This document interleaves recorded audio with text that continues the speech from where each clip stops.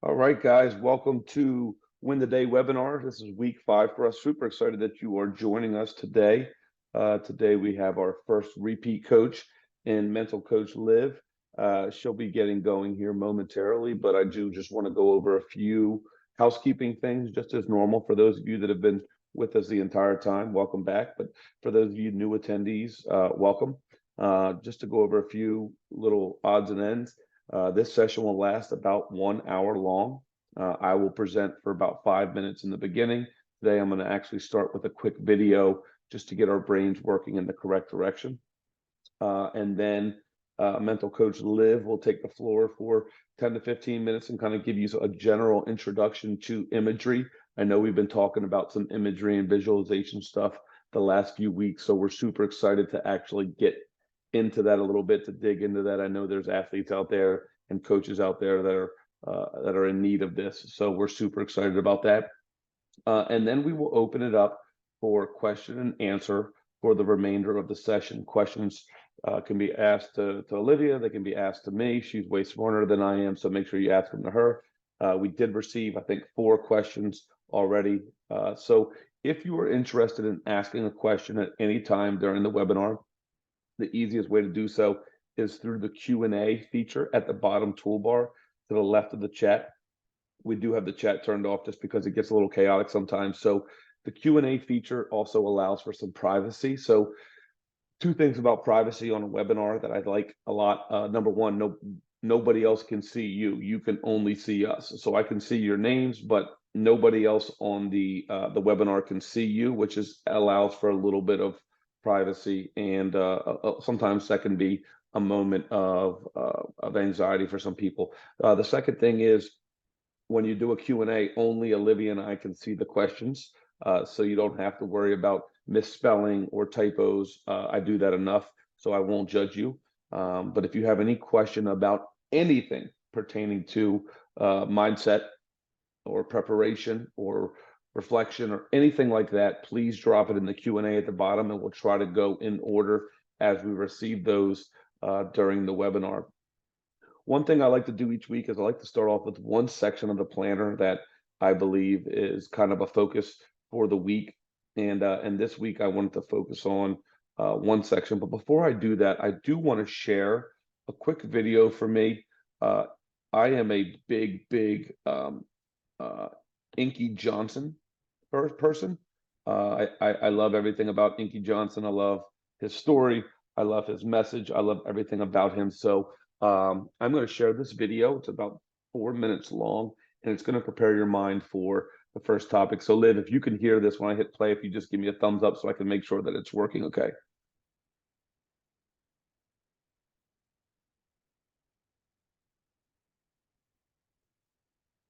Pump fake.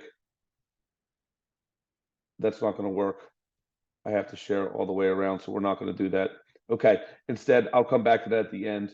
But the premise of the story here is it's about X's and O's and not Steve and Joe's. Inky and a lot of other motivational speakers talk about this a lot, and I'm sure you can think about teams that have this. We have super talented teammates, we have super talented coaches, but they don't necessarily work together or for one another. I've been part of a lot of programs where the talent level is super high, but it just doesn't work. Probably the best team I ever coached, really talented, but it just didn't work in terms of the culture and the camaraderie and the way that I was coaching the athletes. So I always say it's not about the X's and O's as much as it is about the Steve and Joe's. With that being said, I do want to share, I know this part will work. I do want to share kind of one of the sections of the planner. And what I'll do is I will, there we go. This is the appendix. One of the sections on the planner is called Ways to Be a Better Teammate. And we talk a lot in the athletic world about being a good teammate and what does it mean. But I think it's, again, one of those things that's just a really catchy, trendy thing to say, how can I be a better teammate?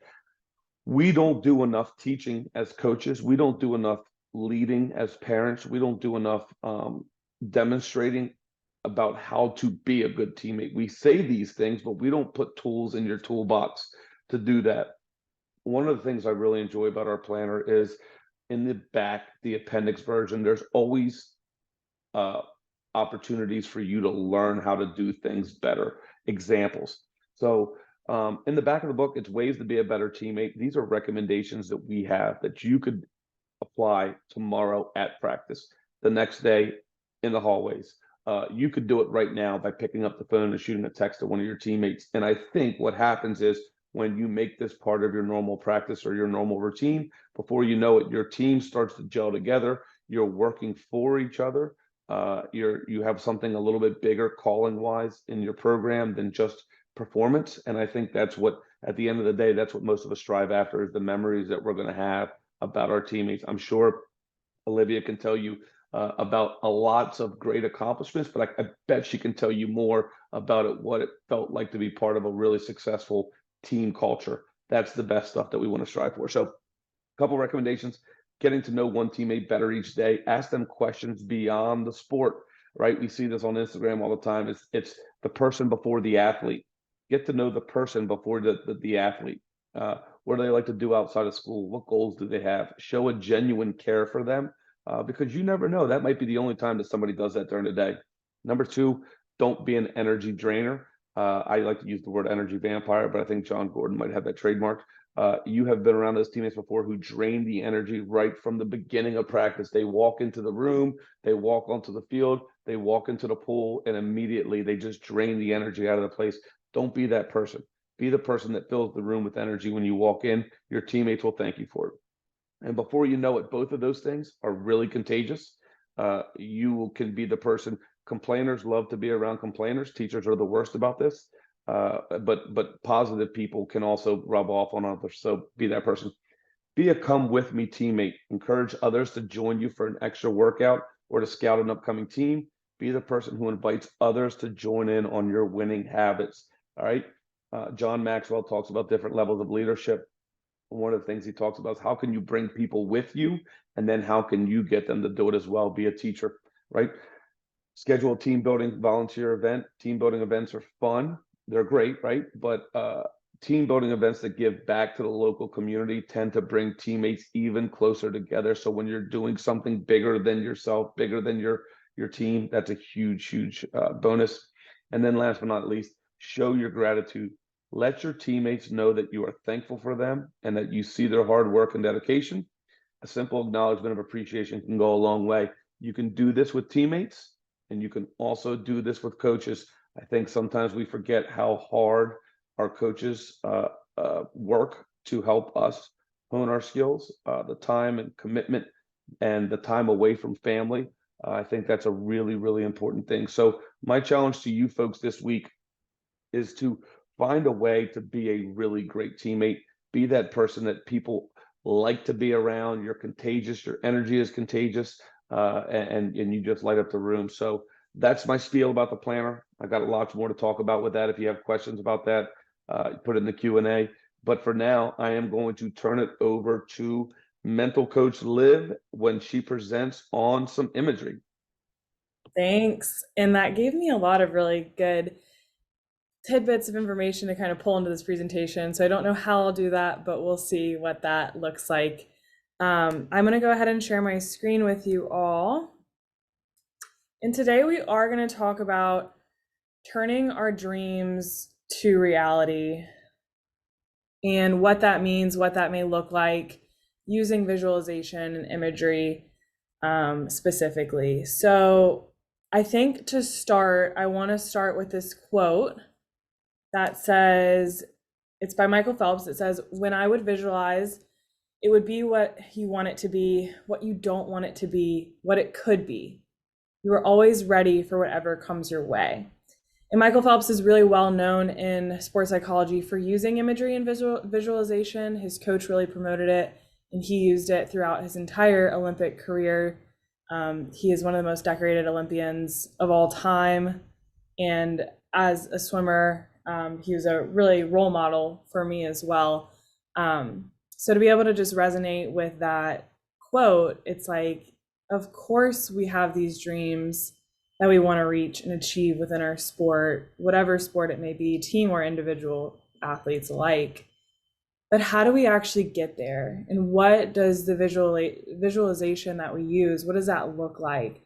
And so today we'll kind of walk through how to take that visualization to the next step. So how to turn those dreams into mental repetitions. We'll go over some guidelines of when you're practicing imagery, and then we will kind of practice our own imagery script. That's going to be very general. It's about a lemon, so it's not about sport at all, but it hopefully will help you assess where your visualization and imagery skills are, and so you can continue to progress with them when you're going to do your sport, or if you're encouraging other people to use imagery as well. So before we jump into there, I think it's really important for me to kind of tell my own story with what and how imagery works for people. I'm someone who used it a lot at the Division I level. I was a swimmer. I swam for the University of Kentucky, for those who don't know. And my freshman year was really, really hard. I could not see success. And I think that's really important when we're talking about imagery and visualization, because you have to be able to first see it and you have to believe it. And I think we've been talking about in the past weeks of, focusing on what's going in between the ears. What are you telling yourself? What are you thinking about? How are you approaching things? And so it really is important to have a clear vision of where you want to go. And if you can do that, then we can start to visualize and use imagery to get you there.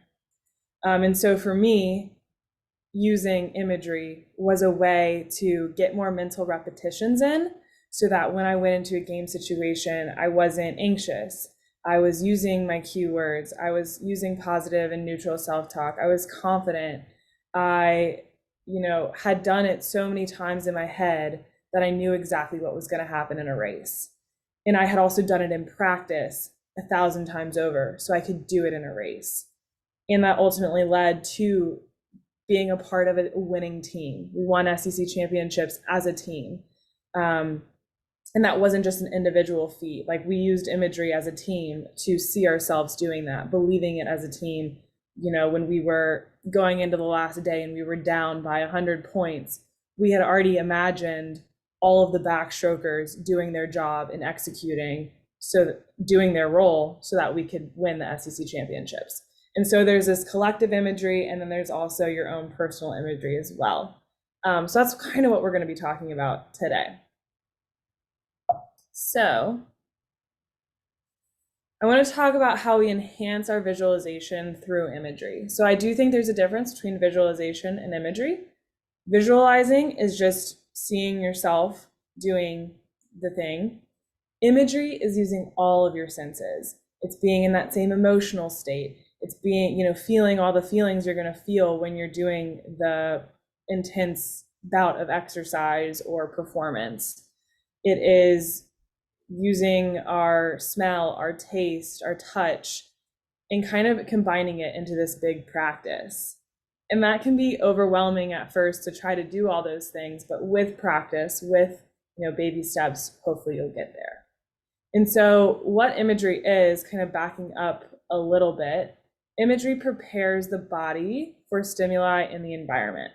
So this allows us to engage in practice without physical effort, and it allows us to gain those mental repetitions like Michael Phelps or myself were talking about. So imagery is a step further than dreaming and seeing. Of course, you have to be able to see it first, but imagery is a practice, an enhancement of those visualizations. So imagery turns our dreams into that reality that we're hoping to see in our performances. We get more mental repetitions through imagery that we can use to either practice a specific skill. We can use it to feel ourselves succeeding, increasing our confidence. We can use imagery to overcome a failure, heal our bodies from injury, and quite literally so much more. It really is the roadmap to our success, that we can go down, see where we're going to mess up, and fix it before we even get into the competition. I think imagery is one of the hardest skills to learn, so I'm just going to say that, but it's also one of the most helpful. It really truly does help turn those dreams into reality. And I've been lucky enough to been a part of two teams that utilizes imagery, and helped lead teams to that, which has been really, really cool. So again, it comes down to first being able to see it, but then or incorporating more of your senses. So some of the guidelines for imagery is going to be the vividness and controllability of the picture that you're creating in your mind. So how clear is it? Are you able to control what happens, or is the imagery getting messed up? So for example, if I'm doing a 50 freestyle, in my head, am I practicing the imagery and executing it perfectly, or am I messing up the turn? And there's a difference between intentionally messing up or not having control over the images that you're producing. And that's a really big distinction. So having that self-awareness about your controllability and how vivid these images are in your head is going to be really important. It's also going to be just important to note what perspective you are watching yourself do the performance. So are you looking at it from your own eyes, first person, or third person? Are you watching yourself do the performance? It doesn't really matter. Research shows that you can shift back and forth in between each one. But it can be helpful to stay consistent with one depending on if you struggle with it or not. So that's just something I like to note. Furthermore, you're going to want to have some self-awareness about how accurate your speed of imagery is. So are you having a real-time experience, or is the imagery slower or faster in your head? One way you can do this is actually pulling out your phone and timing the imagery. A really great example of this is when working with like track and field athletes. I'll have my track athletes imagine a 100-meter or 400-meter sprint, and they will time themselves to see how close they can get it to their goal time. And I think that's a really helpful way that athletes can check to see if they're doing it in real time. But that's going to be important to note, are you doing it fast or slow, comparatively to what you're actually going to be doing? And then next up is going to be positive imagery. So like I was saying, so focus on what you want to happen. And that kind of ties into the controllability aspect as well. What you don't want to happen is go into your imagery practice and have mistakes come up, unless that's what you're working on. But if you're trying to execute a perfect performance in your head, making sure that you are. And if you're not, stopping that imagery practice for the day, or breaking it up into smaller chunks. So let's say you're a wrestler and you can imagine yourself at the start, and maybe you do an ankle pick and you can pin someone on the ground. But when you get to a certain point, your opponent overcomes you. And we don't want that. And so you would pause the imagery and only go up until the point where you get them pinned onto the ground. That would be an example of focusing on what you want to happen rather than what you don't want to happen. So those are some general guidelines. I think, drop some questions, because I think we could go into this more in depth depending on what y'all are interested in. But the next piece that I want to touch on is just going to be like how hard imagery is to actually use and do correctly. And so it takes practice, and we're going to practice some today with our lemon imagery script that we'll do in just a second. But here are some other guidelines that I like to just give. I really highly recommend watching someone else do what you're trying to execute, and then practicing using that video. So you can YouTube it, watch it, and then practice replaying it. I think that's an excellent way to maybe get a technical skill down, maybe increase, confidence about a play you're going to do or something like that.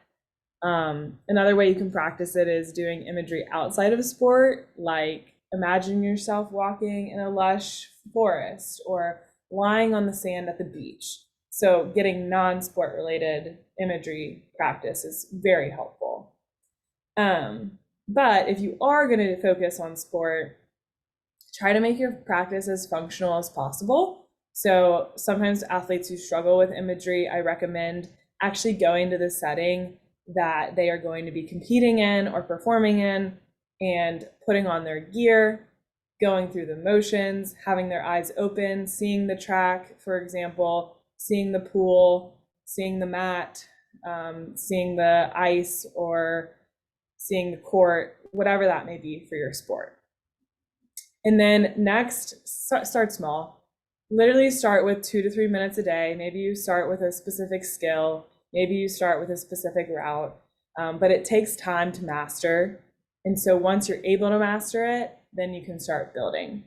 I never expect anyone to be able to do a 15-minute straight imagery script on their first go around, just because it does take that mental concentration and training of the mind. But you can see here on the slide, if you practice 2 to 3 minutes a day, that's 15 minutes a week. And if you can do that for a whole month, you've done 1 hour a month. And that's going to be your mental repetition that you're going to have an advantage against competitors who are not using imagery. And that's ultimately going to make you 1% better, kind of goes with that 1% better each day rule, which at the end of the year will total up to 37% better. And hopefully you'll see that reflected in your performances as well. So if you all have questions about imagery, drop them in the chat, because it is one of the hardest things to master and practice. And we're giving you all this information about how to use self-talk to enhance your performance, but what does it look like to take it a step further and use all of your senses? To smell, for example, the chlorine, to see yourself being disciplined every day and feeling what it's like to work that hard to reach your dreams and reach your goals is different, quite frankly. So this is like the end of the presentation part, but I'm going to come back. I'll stop sharing my screen, and we will actually do an imagery practice together here today. And this is one that I use with a lot of my clients. It really resonates because it's not sport related, and so you can kind of have less pressure on yourself when you're doing this. Just kind of see what comes up for you. There's no judgment here. There's no pressure to get it right. It's really just to help you assess where your imagery skills are. Can you see the description that I'm going to be describing? Can you maybe smell what I'm describing? Can you feel hunger in your stomach? Can you taste? Can you maybe imagine touching the lemon? And so that's what we're going to go through today. Usually I do a debrief of this with my clients. And so if you do want to debrief, maybe drop in the comments things that went well for you, things that didn't go well for you, things that you felt were challenging, and we'll kind of validate that as a group, obviously respecting confidentiality and things like that. So without further ado, if y'all are ready, I want you to go ahead and get in a comfy position. Maybe put both feet on the floor or lay down, whatever feels comfortable. If you're driving, please don't close your eyes. But if you are able to, go ahead and close your eyes if you're in a safe space to do so today. And I want you to begin by just taking a nice deep breath in through your nose and out through your mouth.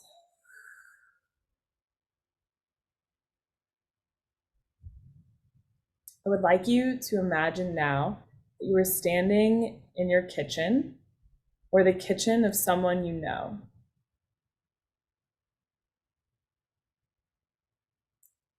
In front of you is a cutting board. Next to that cutting board is a good, sharp knife.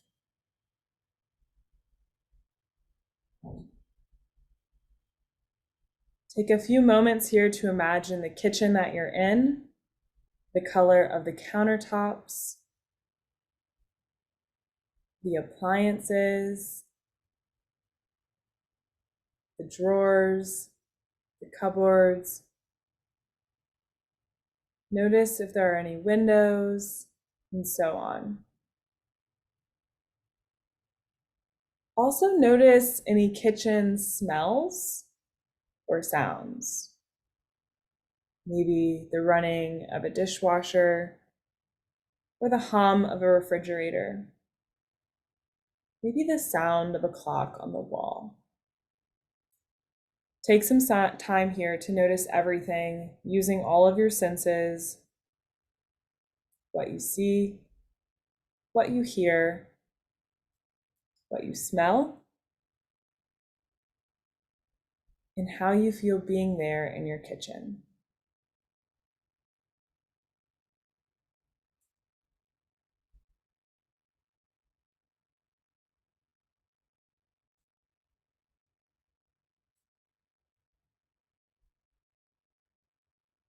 Now imagine on the cutting board sits a plump, fresh, juicy lemon.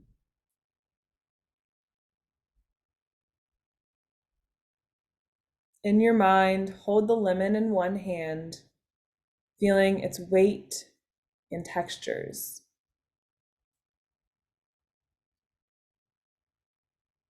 Then place it back on the board and carefully cut it in half with the knife. Feel the resistance to the knife and how it gives way as the lemon splits. Notice the pale yellow of the pulp, the whiteness of the inner peel, and see whether you have cut through a seed or two.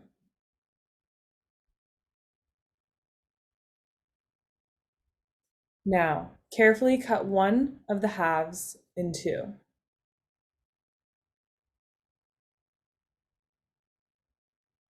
Notice where a drop or two of juice has pearled on the surface of one of its quarters.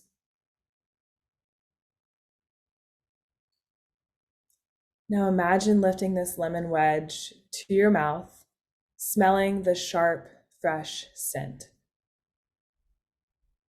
Now bite into the sour, juicy pulp. Were you able to taste the lemon?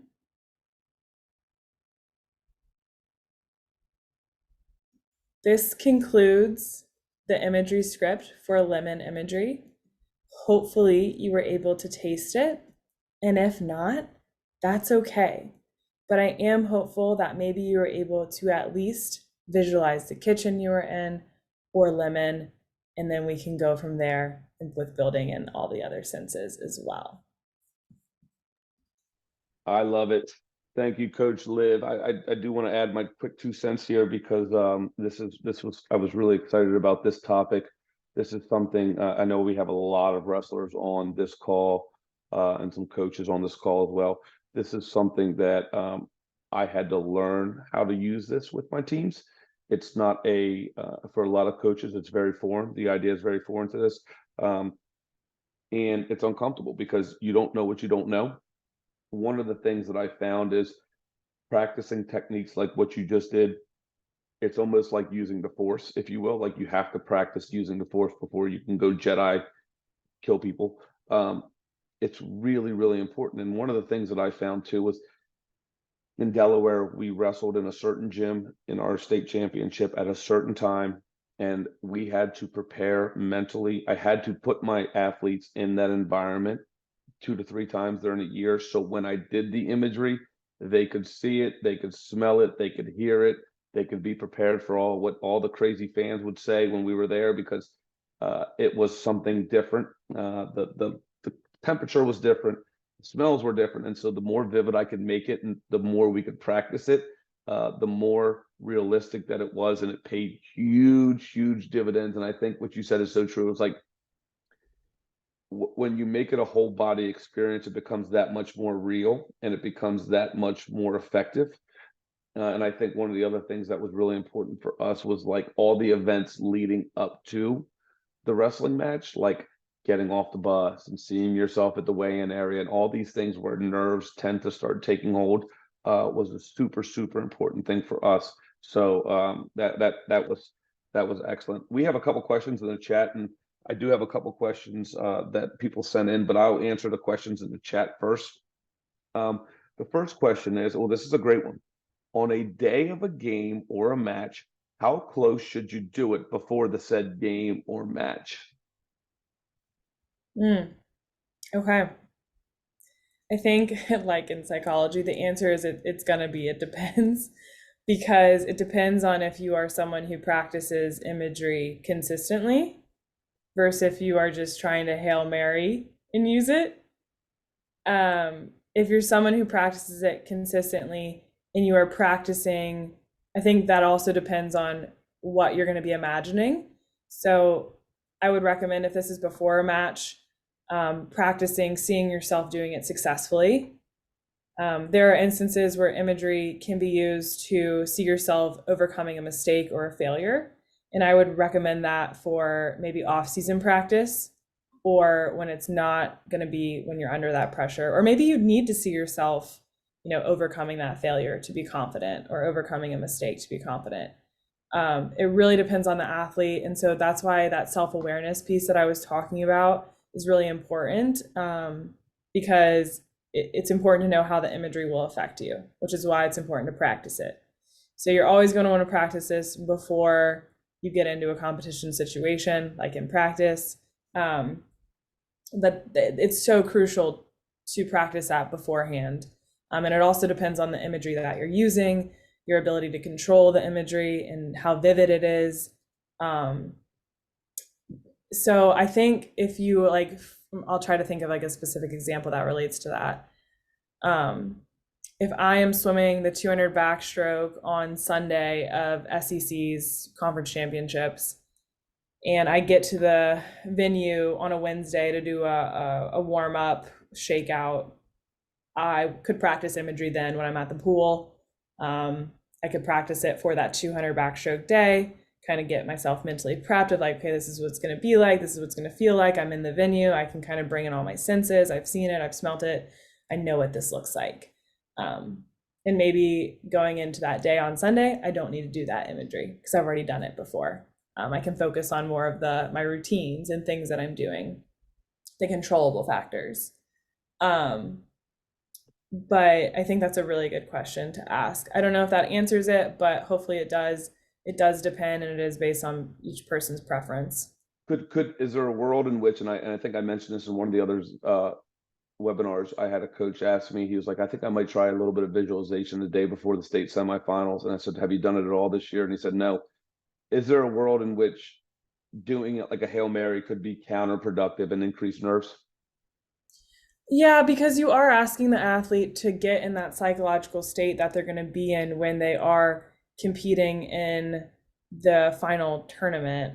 So if they don't know how to manage the nerves anyway, it's not going to help just hyping them up, wasting energy for something that they're going to have to be prepared for. Maybe it's using, calming imagery and not something related to their sport.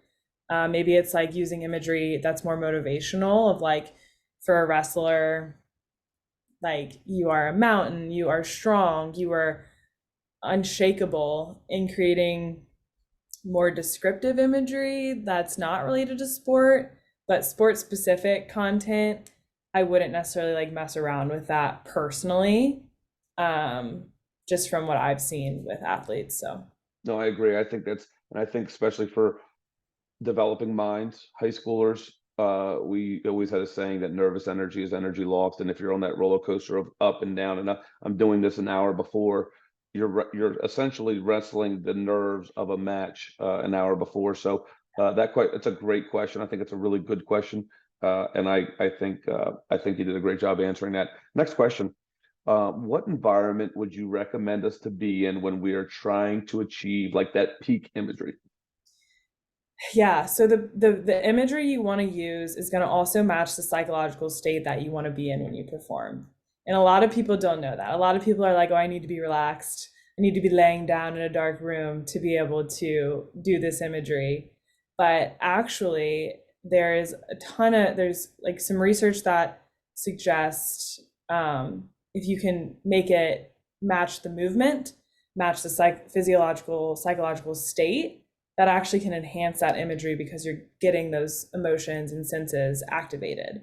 And so something that we did as a team was print out pictures of the pool that we're going to. I think it was Georgia at the time, and listen to the music that we were going to listen to, kind of go through our pre-performance routine, get us in that state, and then maybe we close our eyes and try to practice that visualization. We also will time ourselves to see how close that we could get it. Being swimming, it was a time sport, so we could time ourselves. We could kind of create that pressure, and we would practice different situations. Like maybe we would be in the lead, and we would practice what visualizing that would look like. Like Michael Phelps said, maybe we would be last and have to see ourselves making up that space. And so I think it can be very specific and individualized depending on who you are and what you need and what environment you need to be in. Like some people need to be in a dark room to do it. I've had some track athletes that like to do it at the court so that they can like walk on the track and walk a lap while they're doing the imagery, which I think is really cool. A lot of divers will do their imagery like kind of standing behind the board as well. And so I imagine for wrestlers, I don't know what that would look like. Maybe you have some more insight into that. Yeah, that's really cool. I never did it that way, but it actually makes total sense. I did take a couple notes, and I mentioned this in a previous webinar that like one of the things I think was really beneficial for us is going through. We know the power of routine with athletes, but like wrestling's a little bit different than some because you have a weight, you have to make a weight. And so I'm just thinking now, I wonder if it would be wildly beneficial to do it on a day where you have your athletes make the weight, wear the uniform, do the warm up, and then go, because I like that idea of doing it when you're in that hypersensitive, like that hyper like active brain where you're already your fight or flight's already taking place. That's man, I could have used that like 10 years ago. Thanks, Liv, for bringing that Yeah, up now. yeah, and I think to build off of that, you can go through the mental repetition, you can do the imagery practice, and then maybe you actually do a bout of the performance, or vice versa. Maybe you do the performance and you take 10 minutes to go do practice some more imagery so that you're not exhausting yourself, especially if it's like taper season or you're trying to hit that peak performance in a week. You can get extra mental repetitions on like the deload week or the recovery weeks to kind of facilitate more mental repetitions. So you just hit something there, and for you wrestling guys on here and gals on here, I think what's a really important thing, like that taper week, we call it in wrestling world, we call it the peak week, where you're 2 weeks out from performance, you're really heavy loaded, and then the week before you're backing off, you're short, you're concise. This is a really good way to save your body, to recover appropriately, but also still get that really peak mental performance. And I think, that was always a time that we really hit it hard, and our athletes knew it going into it and they were really excited for it. So I think that's really important. All right. There's one question here and there's some questions about it. I'll ask that person in a moment. If you are struggling to get into the right mindset of imagery, does your level of confidence reflect your mindset of imagery? Ooh.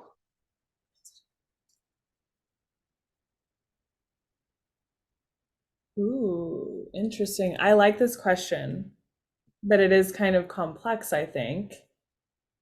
Um, does your level of confidence reflect your mindset of imagery? I think they're two different things. However, I think they can inform each other.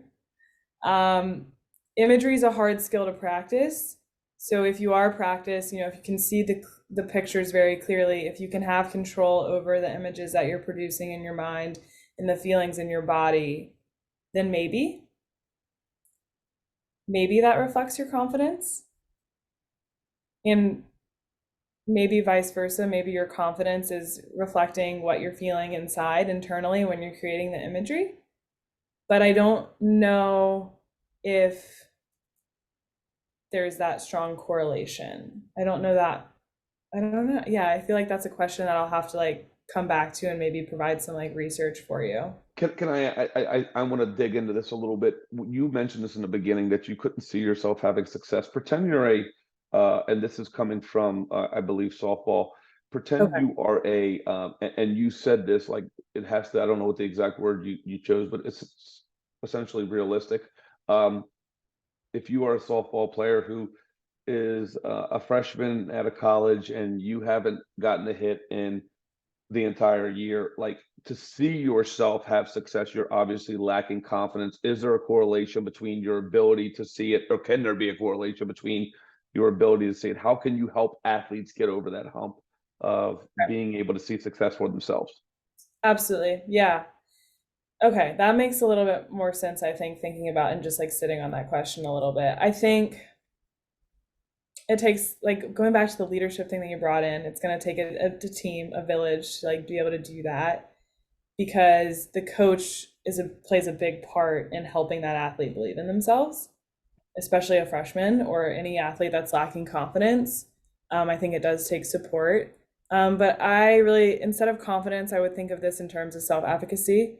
I don't know if I've shared this on here, but self efficacy is the belief in your abilities. And I prefer that so much more over confidence because confidence is a feeling that's fleeting. Self efficacy is more factual. So, one of the sources of self efficacy is mastery experiences or past experiences. So have they hit and swung the bat before? Yes. Okay. Have they played in a game before? Yes. Okay. And relying on some of the past experiences and vicarious experiences of maybe their peers of, my friend has done this, I can do this too. Or I see myself like this is a model for me. I want to be like her, or I want to be like him. Let me use that to see it if I need help. Sometimes it's hard to see it for ourselves, but if we can find models to do it for like to help us see it, then it can feel more realistic. We're all human. We all start at the same like athletic ability to do imagery. Some people, yeah, can catch on to it better and it comes more naturally to them, but I do think it is a practice. The same is true with like our athletic ability too. Like only talent only takes you so far. The same is true with imagery. And so I would think of that as like self-efficacy over I confidence. I think that really you're you're dropping some liquid gold here. That is the efficacy over confidence is huge, and you're right. Especially if you're a college athlete, you've gotten to be a college athlete because you've been capable of hitting before. So to pull on that would probably be really powerful. And although it might not have happened in recent memory, do you know how to swing the bat? Have you hit the ball before? Have you had success? One of the visualization people I like to use on Spotify is he goes into just bring up the most vivid memory of you being successful in your sport. And when they did that, I mean, I did it several times, and like it really brought the senses home for me. So just being able to go back to that, that was a great example. And I think with imagery, we like to think it has to be so complex. Keep it simple. Keep it simple, silly, is what a lot of coaches like to say. It's what I like to tell all my athletes who I make scripts for. I say, hey, look, keep it simple, keep it to the most baseline to start. Do something you're good at. Don't add all the complex of making mistakes and recovering it. Let's just do what we know, and then we'll build from there. Hmm. I that leads us right into the next question. Is there different levels of imagery that should be known when we start? I know you hit on this just a little bit in the beginning, but should and I use the force, should athletes learn the skill of imagery using the lemon technique or using a technique so then they can then progress into the athletic performance? I think so personally, because it takes that pressure off of, oh, I have to like think of something that's of my sport and what if I mess up? And so it kind of just allows for that non-judgmental space to help assess. Because I think the first thing for coaches who are maybe nervous about imagery or using imagery is like not knowing where the level of their athletes are. And so making it more known of just having a conversation. Maybe you do something like the lemon imagery script, which by the way, I think you can just Google lemon imagery script and it comes up. Um, Doing that with an athlete and kind of debriefing of like, okay, what was challenging in that? What was hard about that? And then going from there of like, okay, now I want you to picture a performance where you did really well, where you were happy with it. What came up for you? And then moving on, once you've mastered that, to maybe a more skill specific technique training, like learning an ankle pick, or learning in hockey, like doing the butterfly for hockey goalies. Maybe it's doing a hurdle pattern. Maybe it's diving into the pool a certain way. Um, and leaning on support of mental performance coaches when you need it, because we can make those scripts for coaches, um, for athletes as well, and that's really helpful, especially if you're going to move into more of like the healing imagery. We know imagery is good for like injury recovery as well. A lot of people don't know that, but I think that's one of the coolest things, that imagery can be used to promote blood flow for recovering from injuries. And so that's where something like we could step in and help with that. That is a perfect segue. I had that question earlier in the week. One of the coaches that I spoke to said, you know, I imagery visualization, like I'm into it. I like it. I like the idea of it, but like how do I teach my athletes to do it? Like I'm uncomfortable doing it. My voice isn't real steady. They can tell I'm not confident. I don't feel like I'm giving the best bang for my buck. That question right there was really just important for a lot of coaches that I've spoken to, because it's for a lot of us, it wasn't around, and we didn't do this in the 90s or the 80s or the 70s. Like this is all relatively new in the coaching world. If you haven't done it before, it's scary. So creating scripts from a mental performance coach, YouTube, Google, Google, YouTube. Google, Spotify. I found it on Spotify. Yes. It's a guy that's really great, and I think that can ease a lot of angst for coaches. So I love that you tagged that in there. And I think, again, here we go into this next question again. When you are practicing visual imagery, what are some ways to maintain a level head on the task you want to execute, but are having issues with trying to control the negative factors that could go wrong? Yeah. I mean, I think it goes back to the point I was making of like starting small. So, what I would encourage you to do is like set a timer that feels like 30 seconds, and just do 30 seconds and master that 30 seconds. And take a break. Take a break before you move on to the next segment. I think a lot of times we think we have to, go through our head and do the whole imagery script without fail, going straight through it. And obviously, you can't take a break in an actual performance, but while we're practicing imagery to get to doing that full big script, let's chunk it up a little bit. Let's take a pause. Okay, I successfully did, my pre-performance routine. Cool. All right. I'm going to move on to the match against this opponent. Okay, let me do this part of it. Okay, let me pause. I really liked what I felt, what I saw. I felt like I mastered that. Maybe you practice it another time. Okay, let me go to the next piece. And that way you can anticipate, okay, these are some of the negative factors that are going to come up for me. Write them down, put them to the side, and then focus on the imagery that you're doing. Mm. We've got three more questions in the chat, guys. I'm going to go rapid fire on these. So if you have questions, get them in. And coach, I'm going to jump on some of these if you don't mind, because Sure. this is like my wheelhouse. Talking about some of the, and you can, I want you to use some names of people that you know, but who are some of the famous, best, most high achieving athletes that use imagery? Coach, I'm assuming you're a coach. I believe this is one of the most important things from a teaching perspective, from a coaching perspective.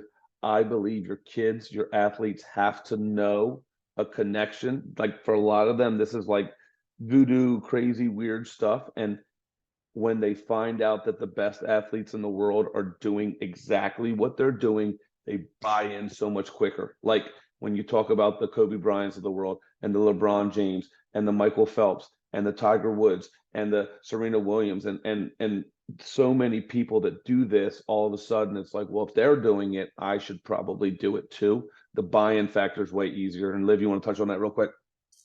Yeah, honestly, recently I've seen actually a lot of people post about athletes who are using visualization or imagery.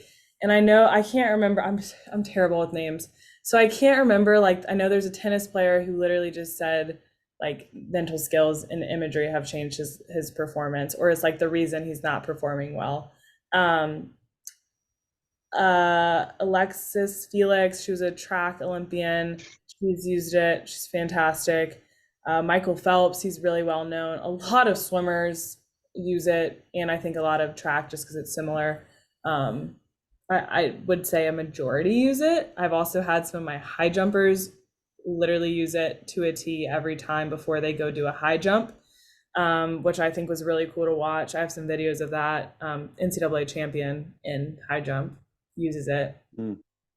Her name's Charity Griffith. She's Ball State alum now. She's at Kentucky. You can literally see her behind the high jump using the imagery. So that would be an instance where she has practiced in imagery. So she can do it before her performance. And she is literally seeing herself jump over the bar. I've asked her, I'm like, what are you doing whenever you're sitting behind the whatever? And she's like, oh, I'm using imagery. And so I think that's really cool. It might look a little weird, but you know what? Weird works.